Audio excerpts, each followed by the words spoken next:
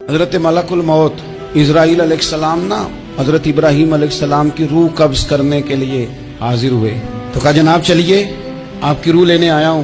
تو حضرت ابراہیم علیہ السلام فرمانے لگے اسرائیل کیا کوئی خلیل بھی اپنے خلیل کی روح قبض کرتا ہے؟ واتخذ اللہ ابراہیم خلیلا، اللہ نے تو مجھے دوست بنایا، دوست ہو کے دوست کی روح قبض کرنے جا رہا ہے.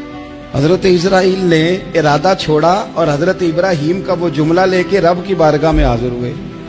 عرض کی مالک جناب ابراہیم علیہ السلام نے فرمایا ہے کہ اللہ کی بارگاہ میں عرض کرو کہ مالک کیا کوئی خلیل بھی اپنے خلیل کی روح قبض کرتا ہے؟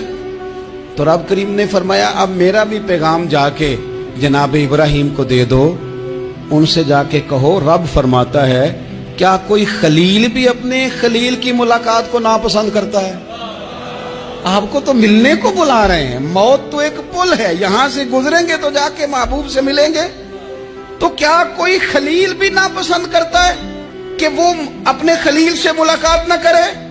حضرت سیدنا اسرائیل علیہ السلام پیغام لے کے آئے اور کہا ہے اللہ کے خلیل رب فرماتا ہے کیا خلیل بھی خلیل کی ملاقات کو تو حضرت ابراہیم تو کھول کے روئے، کہنے لگے اب دیر نہ کر، اب ذرا جلدی کر.